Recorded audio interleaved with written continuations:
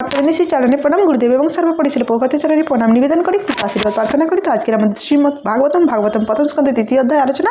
তো আপনারা শ্লোকে দেখেন, শ্লোক নাম্বার হচ্ছে 23। একানবিংশতে বিংশতিতমে বৃষিষু পাপ জন্মনে রামকৃষ্ণ ইতি ভুব ভগবান অহরৎ ভরম। অনুবাদ: ঊনবিংশতি এবং বিংশতি অবতারে পরমেশ্বর ভগবান বলরাম এবং শ্রীকৃষ্ণ রূপে ঋষিকুলে বা যদুবংশে আবির্ভূত হয়ে পৃথিবীর ভার হরণ করেছিলেন। পৃথিবী ভারাক্রান্ত হয়ে গেছিলেন, তো হরণ করার জন্য ভগবান এসেছিলেন। যেহেতু একই বংশে এসেছিলেন, তাই বলরাম কৃষ্ণ একসাথে দুই অবতারের নাম দিয়েছেন। তো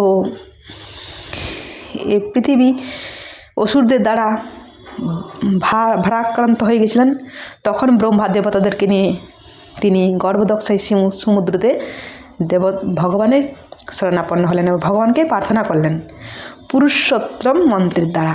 আর ভগবান দৈববাণী করলেন, আমি শীঘ্রই যদুবংশে আবির্ভূত হব বা ঋষিকুলে। তো দেবতারা, তোমরা যাও, আগেই জন্মগ্রহণ করো, কারণ আমি যে লীলাবিলাস করব, তো আমার সাহায্য করবে, আমার দরকার হতে পারে আপনাদেরকে। তো সে পাঠিয়ে দিলেন। আর সে ভগবান কৃষ্ণ আর বলরাম এলেন। তো বৃন্দাবনে অনেক লীলা করেন, তারপর অনেক অসুর হত্যা করেন। তারপর তিনি মথুরায় তিনি কংস বধ করেন। আর কংসকে বধ করার পর কংস শ্বশুর তিনি খুব ক্রুদ্ধ হয়ে গেছিলেন, আরে আমার জামাইকে মেরে দিয়েছে। তখন তিনি 17 বার তিনি যুদ্ধ করেন, তার অপসৈন্য সোনা জোগাড় করে 17 বার। আর যতবার 17 না বার 14 জ্যেষ্ঠ হবে, তো এই 17 বার যাই ভগবানের সঙ্গে যুদ্ধ করতে, আর সমস্ত সেনা ভগবান মেরে শুধু জরাসন্ধকে পাঠাতেন বাড়িতে। তো ফিরে আসতেন আর জবারে যেতেন, কিন্তু ব্রাহ্মণদেরকে ডেকে তিনি কিনা আশীর্বাদ নিতেন। আর ব্রাহ্মণরা বলতেন বিজয়ী ভব, আর বলতেন তারপরে যখন শেষবার যাচ্ছেন, কে আছো, সমস্ত দরজা বন্ধ করো, নাকি এই ব্রাহ্মণদের কাছে আমি আশীর্বাদ নিতে যাবো। আর ব্রাহ্মণরা প্রতিবারই বলে বিজয়ী ভব। এবার যদি আমি যুদ্ধে যদি আমি হেরে আসি, তাহলে এই ব্রাহ্মণদের গলা কেটে নেব। তখন ব্রাহ্মণরা বলছে, আরে এ কী হলো, প্রতিবার তো হেরে আসে, এবার যদি হেরে আসে আমাদের গলাগুলো যাবে। তো এই ব্রাহ্মণরা ভগবানকে ডাকছে আর সমস্ত দরজা বন্ধ করে দিয়েছে, তারপরে যুদ্ধ গেছে। আর ভগবান তো ভগবান গাভী আর ব্রাহ্মণ, নম ব্রহ্মণ্য দেবায় গো ব্রহ্মণ্য হিতায় চ জগদিতায় কৃষ্ণায় গোবিন্দায় নমঃ। গাভী আর ব্রাহ্মণ তিনি বেশি করতো।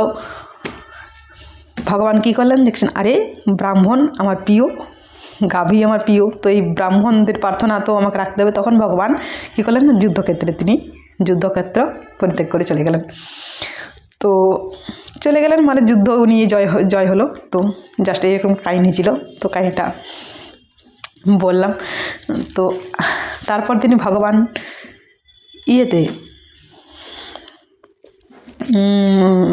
দ্বারকায় বিশাল পরিবার ভগবানের। তো সেই প্রত্যেকটা স্ত্রীর 10-10টা করে সন্তান, একটা দুটো নয়, 10-10টা করে সন্তান। এই সন্তানদের নামও লিস্ট আছে ভাগবতমে। তো এখনকার মানুষের নাম রাখে বাচ্চাদের, কত খুঁজে খুঁজে বই দেখে, আরে তারপর সিনেমা আর্টিস্টের নাম রাখছি, হ্যাঁ তাই না? তো নাম দেখুন কত, ভগবানের এক একটা পত্নীর 10টা করে সন্তান, তাহলে ভগবানের বিশাল পরিবার 16,108 ভগবান বিয়ে করেছেন। তো তাদের 10টা করে সন্তান, তাদের সমস্ত নাম দেখুন শাস্ত্রে আছে, লিস্ট আছে, পাবেন। কত সুন্দর সুন্দর নাম দিয়েছেন ভগবান। তো সেই দ্বারকা লীলা ভগবানের তারপর আবার বিস্তারিত আপনারা পাবেন 10ম স্কন্ধে। সেখানে 99 অধ্যায় আছে, সেখানে ভগবানের বিস্তারিত লীলা কথা। তো আমি বেশি যাচ্ছি না, অল্প বলেই, যেহেতু আমাদের সময় খুব তো সেই তো সে ভগবান আবির্ভূত হয়েছিলেন এবং ভার হরণ করেছিলেন। ভগবান হচ্ছে সেব্য আর বলরাম ভগবান হচ্ছে সেবক। তো সেব্য আর সেবক ভগবান এসছিলেন এবং তারপর ভগবান তার বংশের যে যদু বংশের সকলকে আবার তাদেরকে নিয়ে গেলেন এই ধরাধাম থেকে, নিজেদের সাথেই যুদ্ধ লাগিয়ে। ভগবানের বিভিন্ন লীলা সে একটা লীলা, অনেক কাহিনী, অনেক সময় লাগবে ভগবানের সেই লীলা। ভগবান স্বয়ং উপাসক ভগবান এসেছিলেন। তো পরবর্তী আলোচনা পরে শ্লোকে নিয়ে আসবো। তো আজ এই পর্যন্তই। হরে কৃষ্ণ।